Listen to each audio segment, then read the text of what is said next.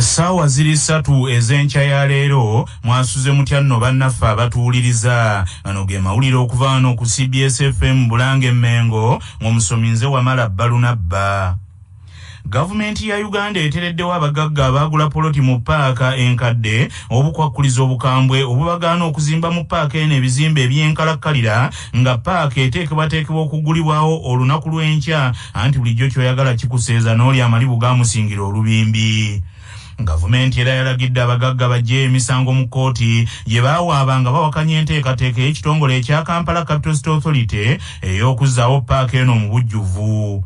Bino byatuukiddwako mu nsisinkano eyabaddewo wakati w'abagagga ttiimu okuva mu minisitule evunaanyizibwa ku nsonga eza Kampala okwabadde minisita Hajati Nabbengo Minsa Kabanda n'omumyuka we Christopher Kabuye Kyofa Togabye saako abakulira ekitongole ekya KCCA wamu n'abakulembeze b'abagoba ba takisi mu Kampala. Minisita avunaanyizibwa ku nsonga za Kampala Hajati Nabbengo Minsa Kabanda ategeezezza laadiyo ya Kabaka Kyabasa mujugumiza ggwanga ti gavumenti yakkiriziganyiza n'abagagga abalina poloti mu paaka enkadde basooke bazimbewo ebintu gamba nga ebiriiro by'emmere ebitali bya lubeerera obuduuka obutonotono ku poloti zaabwe ezigenda okwetooloola paaka nga bino bya kugasiza wamu abakolera mu paaka. Tusalawo ekyenkomeredde ku kintu ky'okugulawo takisi. Era mu kugulawo takisi twagambye ffenna tukimanyi nti kapeti ya KCCA yonna yakolebwa wansi. Abagagga balina poloti waggulu, that means tebabaze bazimba waggulu. For the time being basobola okuteerawoko ebintu ebikozesebwa ebintu bya bulijjo nga toilets kubanga tuzeetaaga, nga first aid rooms kubanga tuzeetaaga, nga restaurants ku kifo ekyo, nga bwe tulinda omwaka mulamba guggweko tulabe oba gavumenti enesobola okusasula abagagga abo abagula ettaka eryo.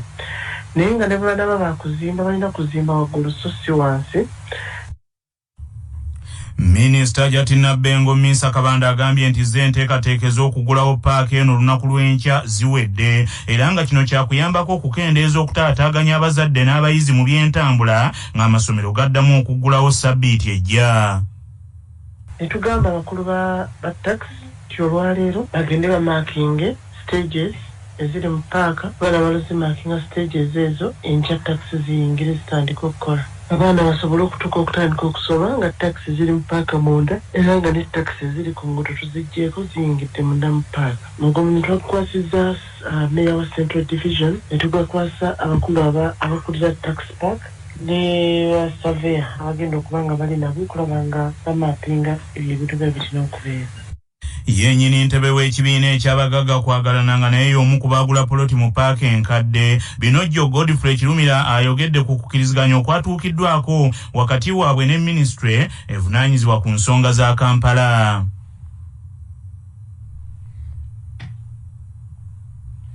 Abakulembeze b'abagoba ba takisi mu Kampala Rashid Sekinti ne Mustafa Mayambala basanyukidde enteekateeka eyatuukiddwako ey'okugulawo paaka eno nga bagamba nti egenda kuyambako okutereeza enzirukanya y'ebyentambula ey'olukale mu Kampala n'okukendeeza kalipagano k'ebidduka ku nguudo ezeetoolodde paaka enkadde. Rashid Sekinti agambye nti bo beeteeseteese okugulawo paaka eno. Tuve okubiri bye tubadde tuleete emmoloka 20 zonna ne tuziiwa mu kifo kimu naye ng'emmoloka eyingidde essaawa emu ey'okumakya naye ng'ate ennamba yaayo egenda kutuuka ku ssaawa 7. Titugenda kukkiriziganya ne KCCA etufune ebifo holding areas bwe tunoonya ekifo ate ekyobuvunaanyizibwa mmoloka zaffe gye zisobola okuba nga zipaakinga nga zirindira guide n'acommunicatinga ne zisobola okuba nga zijja okutikka. Ekirala kwe kuobservinga SOPs. Tela taxi kitegeeza tulina okubanga ku miryango tukebera so tweteeketeeke bulungi paaka tugiweesa ekitiibwa tubeerewo n'enkyukakyuka ate naffe ze tuteekawo ng'abatakisi.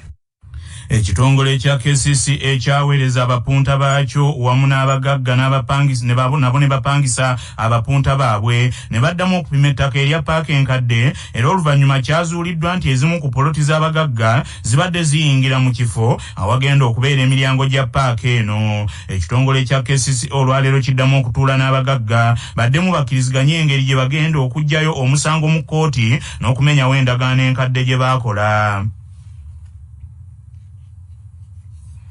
Ministry evunanyizibwa ku byobulamu eri mu kusattira olw'omuwendo gw'abantu abeeyongedde obungi nga bano baagala okugemebwa obulwadde lumiimamawuggwe eddoozi ey'okusatu eya booster ate ng'eddagala eririwo terimala kutuukiriza nteekateeka eno bulungi ng'ekitongole ky'ensi yonna eky'ebyobulamu ekya World Health Organization bwe kyagala. Abantu abawerako babadde batandise okuddukira mu bifo ewagemerwa bafune eddoozi ey'okusatu ey'ennyongereza nga bano bwe batuukayo bagobebwa nga n'abamu beemulugunya nti ebifo gye bagemera tewaliyo ddagala limala. Dr. Kanziira Diana Atwine omutesitesi omukulu owa Ministry y'ebyobulamu aga nti enteekateeka eno gavumenti yasazeewo egiwe abantu abo bokka abattuludde mu myaka n'abalina endwadde enzibuzibu kubanga ekituufu eddagala eririwo terimala. Dr. Kanziira Diana Atwine agambye nti newandibadde ng'abantu bonna basaanidde okufuna ddoozi eno ey'ennyongereza ey'okusatu naye Ministry terina busobozi kugiwa buli agyetaaga.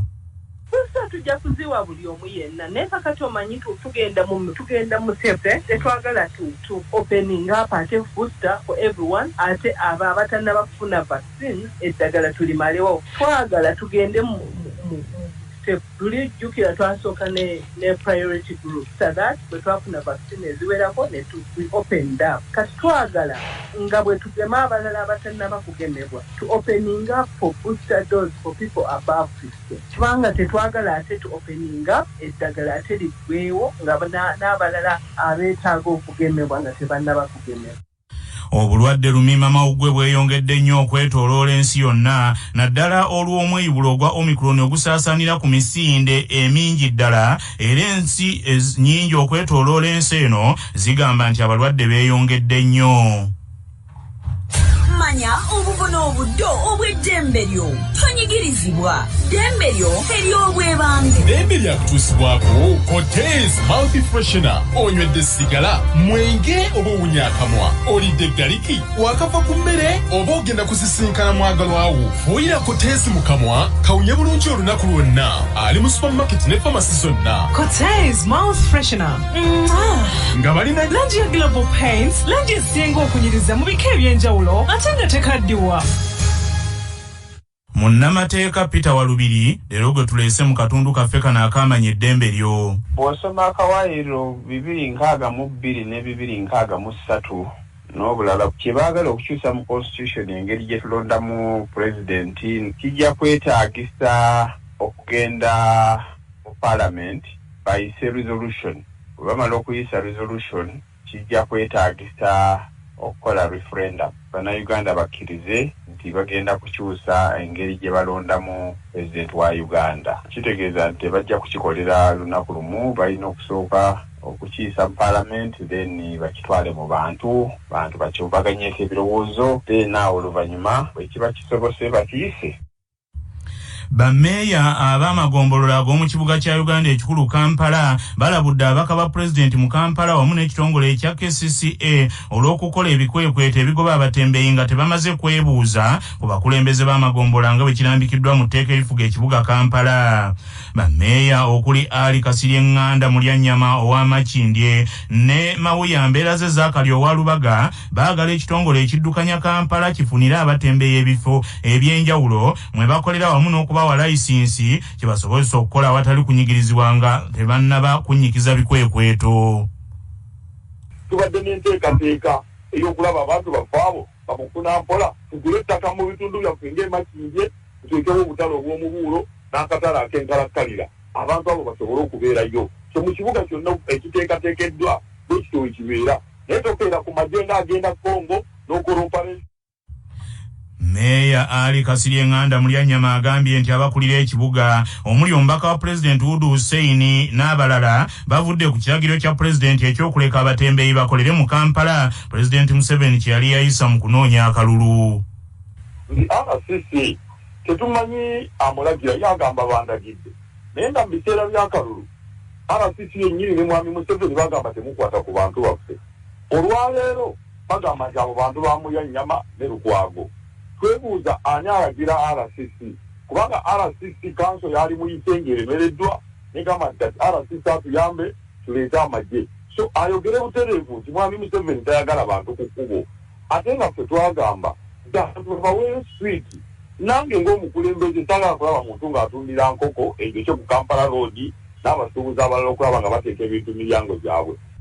Ate ye mmeeya wa Lubaga Zakari Mbeeraze Mawula agamba nti ebikwekwete ebikoleddwa ku batembeeyi bikyamu naddala ng'etteeka terinayisibwa erikwata ku nkola y'abatembeeyi mu Kampala. Tuvumirira engeri abantu abazze abagamba nti abakozi b'ekitongole kya KCCA ogenda ne bakuba abantu abakolera ku nguudo. KCCA tenateekawo nteekateeka ya tteeka etuufu erikolagana na ensonga z'obutembeeyi n'ez'obutale bayiro gamba enkola eyo era tuli mu nteekateeka ya kuteekawo amateeka agayina okubanga gafuga enkola mu butale n'enkola y'abantu abakolera ku nguudo. So tusaba ensonga eno ekwatibwe n'obwegendereza abantu bafaamu abakolera ku nguudo babeerenga bafuna obwenkanya kubanga ffenna twagala abantu babenga bakolya mateeka.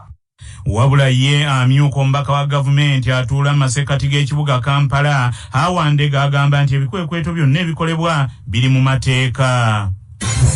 Mu katundu kaffe nze nga bwe ndaba tukuleetera abantu abagundiivu nga baddamu ebibuuzo ku nsonga ezisiibwa bannayuganda. Enkalu zeeyongera buli olukya ku nteekateeka ey'akaliisoliiso wa gavumenti ey'okunoonyereza ku vulugu agambibwa okuba mu kakiiko ak'ebyettaka aka Uganda Land Commission oluvannyuma lwa nnyini ntebe w'akakiiko kano Beatrice Lyenkya Nyakayisiki okugaana okuva mu yafeesi nga bwe yalagiddwa kaliisoliiso Betty Olive Namisango Kamyatula omwe n'afuuka ngumya mutwe mu ngeri yanjasa biggunga omusamize akuba omuggo. Beatrice Lyenkya Nyakayisiki yakalambidde ku nteekateeka ez'okumunoonyerezaako ng'agamba nti teziri mu bwenkanya era tazikkiririzaamu nti kubanga waliwo abamafiya abaagala okumulemesa emirimu egy'okulwanyisa ababbi b'ettaka abeeyisa mu ngeri yandifiira ku kinene ensanafu ku ntumbwe. Wabula mu katundu kaffe kanaaka nze nga bwe ndaba tukuleetedde kaliisoliiso wa gavumenti Betty Olive Namisango Kamyatula omwe nga yanukula ebibuuzo ebimubuuziddwa Alex Nsubuga ku kusika omuguwa okuli ku by'okunoonyereza ku kakiiko aka Uganda Land Commission. Honorable Kamya, okunoonyereza ku nsonga z'akakiiko k'ebyettaka zituuseewa? Okunoonyereza seba kugenda maaso era tujja kubanga tufulumya ripooti mu budde bwayo naye ng'okunoonyereza kwo kujja kugwa nga bukuteekwa okugwa. Ate bino bye twawulidde nti abakozi bo baba batadde ku mudumu gw'emmundu ne babaggyako ne fayiro ze babadde bakuŋŋaanyiza. Ekyo kituufu aba investigators baffe babadde bagenze n'omusirikale omu ng'amateeka bwe gagamba. Aba investigators baffe bafuna search warrant ng'omupolisi bw'anajja ne search warrant. Omuntu bw'aba alina search warrant ne mu kisenge kyo atuuka tosobola kumugaana kola ki kunoonya ne mu kisenge ky'atuuka. Naye abanoonyereza baffe ba investigators bagenze mu kakiiko ne search warrant naye omukyalo oyo n'ateekateeka abaguunuzi ndowooza naye nga babadde yunifoomu z'abasirikale naye batalina magezi kubanga omusirikale bodegaadi ogaana otya omuntu azze n'akulaga search warrant.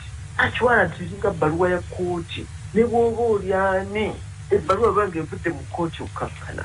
So ekyo kikulaga ti ddala mu butuufu waliwo ensonga eteekwa okunoonyerezebwako Uganda Land Commission. Kijja gikwata mu mateeka era Katonda akola mu ngeri ze kwegamba okubikkulira ensi nti omuntu aleeta abasirikale nti ze temujja kunoonya mu ofiisi yange ne fayiro nzitutte alina kyakweka. Naye kyakweka is a public document, public information. Bino gikola ki okugifuna kwegamba Katonda yakituleetedde alage ensi alage ne kkooti kubanga abantu baddukira mu kkooti nti butuufu IGG bw'agamba nti omuntu ono addeko ebbali noonyereze bulungi mu ofiisi aba n'ensonga kubanga abantu abamu bw'aba n'ekyokukweka afuba okulaba nti tava mu ofiisi. Bona omukyala kyatulaze okufuba okulaba nti tava mu ki ne ofiisi ye si ya kitaawe si ya mugenzi bbaawe. Public office alina okugivaamu bwe tunaanoonyezesa nga talina nsonga ajja kudda mu ofiisi. N'olwekyo nze musaba kukkakkana bw'anaba nga talina musango ajja kuddamu bijja kutuuka mu kkooti.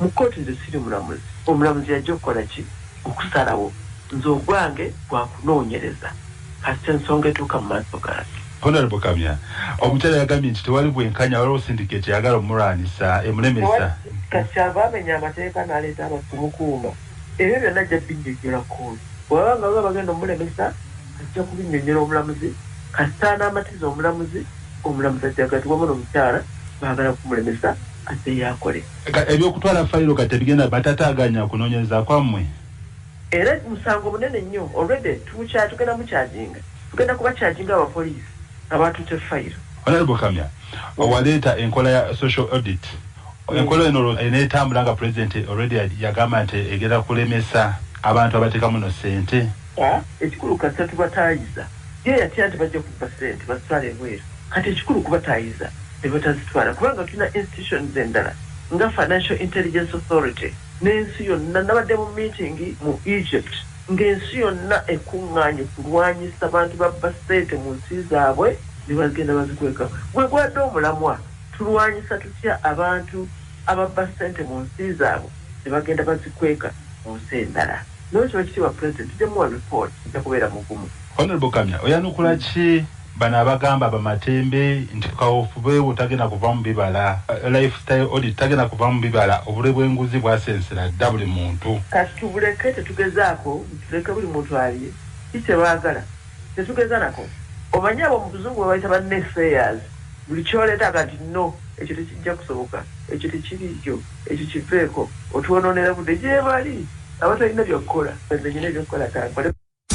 Amawulire g'ebyemizannyo mu mawulire gaffe agacya Basafama gakutuusibwako pikipiki TVS 125 eyajja okugobako obwavu kati nno gyeyune okuva mu Yuvraj ebbanda. Ng'ensi za Africa zeetegekera empaka za Africa Cup of Nations ezigenda okutandika ku Sunday eno nga mwenda omwezi ogw'olubereberye mu byafaayo ensi 3 zokka ze zaakawangula ekikopo kino ku mulundi gwazo ogusooka okuzeetabamu. Misiri yawangula empaka ezo mu 1957 nga yeetegese, Ghana n'eziwangula mu 1963 nga gwe mulundi gwayo gwali gusoose, ne South Africa n'eziwangula mu 96 ku mulundi gwayo ogwasooka. Misiri era ekyasinze okukiika mu mpaka zino emirundi emingi nga yakakiika emirundi 24 ate Tunisia ekyasinze okukiika mu mpaka zino emirundi emingi egy'omuddiringanwa nga giri 15. Empaka z'omwaka guno zigenda kubeera Cameroon, ensi 8 zokka ze zaakawangula ekikopo kino nga zitegese, okuli Misiri eyakakiwangula emirundi 3 nga yeetegese, Ghana yakakiwangula emirundi 2 nga yeetegese, Ethiopia, Sudan, Nigeria, Algeria, South Africa ne Tunisia bakaziwangula omulundi gumugumu nga be bategese. Emipiira egigenda okugulawo empaka z'omwaka guno ku Sunday, abategesa aba Cameroon bakuttunka ne Burkina Faso ku ssaawa emu ey'akawungeezi, Cape Verde ettunke ne Ethiopia ssaawa 4 ez'ekiro, ate nga gyonna gyakuzanyibwa mu kisaawe ekya Paulo Biya Stadium ekituuza abantu 60,000. Mu katundu kuno kwe kwaffe n'ennono ezaffe eza wano. Mutabani wa Namuguzi eyalondebwa okuba omugabe w'olutabaalo olw'eggomba, Kabaka Kateregga yamussaako omumbejja Nabaloga naye olutalo lwamukaayira, basajja ba Senkaayi ne bamukuba enfuka nnyingi nnyo ku lusozi Kigezi. Basajja ba Senkaayi baasinze omugabe Kateregga gwe yali agabye amaanyi, omugabe n'adduka, naye nga ye omumbejja Nabaloga omugabe yamukweka mu mpuku mu kibira kuzimu ekiri ku lusozi Kigezi nga y'omumbejja gye yawonera okuttibwa. Nga tugenda mugebweru soko njukire bino nga bikutuusibwako Yugachi Poultry Breeders abalina emmere y'enkoko ey'omulembe ezikuza obulungi. Olwaleero ennaku z'omwezi ziri 7 omwezi ogw'olubereberye ogwa Gatonnya omwaka ogw'2022 bwe lwali bwe luti mu 1982 gy'emyaka 40 egyakayita, abaaliko ba President Professor Yusuf Kironde Ule ne Godfrey Lukongwa binaayisa QC baatandikawo ekibiina kya Uganda Popular Front okuwakanya gavumenti ya Milton Obote. Bano ababiri okukola ekibiina kino ekya UPF ng'omwaka guyise mulamba, nga Apollo Milton Obote alayiziddwa okufuga Uganda nga President omulundi ogwokubiri oluvannyuma lw'okulonda okwalimu ebirumira ebikyayogerwako na buli kati. Yusuf Kironde Ulera yatandikawo n'ekibiina ky'abalwanyi ekya Uganda Freedom Fighters nga kino nno kye yagatta n'ekya Popular Resistance Army ekya Mwami Yoweri Museveni, ne bakola ekibiina ekyawamu ekya National Resistance Movement nga kikulemberwa Professor Yusuf Kironde Lule, ate Mwami Yoweri Museveni n'akulembera ekikono kyakyo ekirwanyi ekya NRA. Amawulire okuva webweru w'eggwanga nga gakutuusibwako Heritage Family Center ku Heritage Plaza Nansana abateekateeka abagenda okuyingira obufumbo. Essimu noti 7 noti 2 699 337. Ebbugumu lyeyongedde mu kulonda kwa bonna ku muliraane Kenya okunaabaawo omwaka guno oluvannyuma lwe yali Ssaabaminisita Raila Odinga okulangirira akakiiko akanaamunoonyeza akalulu katambuze omulimu mu ngeri ya nabwekomba nga Kaddulubaala Sebeya. Gavana w'essaza Laikipia Ndiritu Muliti nga wa Luganda lwe yali President Mzee Mwai Kibaki akkiriza okulondebwa kwe okukulembera akakiiko akanaanoonyeza Raila Odinga obululu n'agamba nti obuwanguzi bubali mu 5 bagenda kunyweza bawagizi baabwe. Abanene abalala ku kakiiko kano ye Elizabeth Meyo yali omunene mu kitongole ekiwooza omusolo Kenya, Gavana Lee Kinyanjui eyali ow'essaza Nakulu ne Gavana James Ongwae eyali ow'essaza Kiisi, Gavana Wycliffe Operanya eyali ow'essaza Kakamega ne Gavana Hassan John eyali ow'essaza Mombasa. Okuvuganya okw'amaanyi ku bwa President wa Kenya kisuubirwa ti bwakuba wakati we yali Ssaabaminisita Babatinga Agwambo Raila Amolo Odinga n'omumyuka wa President kati Kipukirikiri Samoei William Arap Ruto, era nga buli omu alubirira okukakasa nti mwana wa Wanyenje tafa mukka. Agavoda mu kunoonyereza wano ku Kyabasafama gaagano. Mu mawulire ag'ebya sayansi abakugu bakizudde nti olulimi lw'omuntu lulina obusobozi okuweesa obusagwa okufaananako n'emisota amakonkome n'ebyewalula ebirala ebiwanda obusagwa, omuntu n'abanga naye awanda amalusu ag'obusagwa ag'obulabe eddala eri ebitonde. Abayivu mu butonga bwe baba balwanagana asaza olukoloboze ku ttaka, olwo nno n'agamba munne nti bw'oba musajja sala wano. Okunoonyereza okwa luno bakukoledde ku Okinawa Institute Graduate University Japan yabalondooledde ebitonde ebyensi ez'enjawulo ne babirondoola emyaka 3 egiyise. Abogi b'obwongo bakizudde nti omuntu naye yali waluse lumu n'emisota n'ebyewalula ebirala, ng'era okufaananako n'omusota olulimi lw'omuntu lusobolera ddala okuweesa n'okuwandula obusagwa, ng'omubiri gw'omuntu gusirikidde obusobozi obwo okumala emyaka miyitirivu obungi. Atabye abamanyi abali mu kunoonyereza kw'omulundi guno Dr. Agnes Barua agambye nti obusobozi bw'omubiri gw'omuntu okuweesa obusagwa n'abuwandanga amalusu businga kubaawo ng'anyiize nnyo oba okufuna ekintu ekimukanga. Bannaffe amawulire ag'essaawa eno kanga malirize mu bufunze. Gavumenti ya Uganda etereddewo abagagga abagula poloti mu paaka enkadde obukwakkuliza obukambwe obubagaana okuzimba mu paaka eno ebizimbe ebyenkalakkalira nga paaka eteekebwateekebwa okuggulibwawo nate mu butongole olunaku lw'enkya. Ministry y'ebyobulamu eri mu kusattira olw'omuwendo gw'abantu abeeyongedde abaagala okugemebwa ddoozi ey'okusatu ey'ennyongereza ey'ekirwadde lumiimamawuggwe eya booster okweyongera obungi oluvannyuma lw'obulwadde buno lumiimamawuggwe okusitula enkundi okwetooloola ensi yonna. Bammeeya b'amagombola g'omu Kampala balabudde ababaka ba President mu Kampala n'ekitongole ekya KCCA olw'okukola ebikwekweto ebigoba abatembeeyi nga tebamaze kwebuuza ku bakulembeze b'amagombolola nga bwe kirambikiddwa mu tteeka erifuga ekibuga Kampala. Ebbugumu lyeyongedde mu kulonda kwa bonna e Kenya okunaabaawo omwaka guno oluvannyuma lwe yali Ssaabaminisita Babatinga Agwambo Raila Amolo Odinga okulangirira akakiiko akanaamunoonyeza akalulu nga kisuubirwa nti ku bwa pulezidenti ono agenda kuvuganya nnyo n'omumyuka wa pulezidenti kati Kipukirikiri Samoei Arap William Ruto. Bannaffe amawulire ag'essaawa eno bwe gatyo bwe gagenze, tova ku laadiyo ey'obujjajja.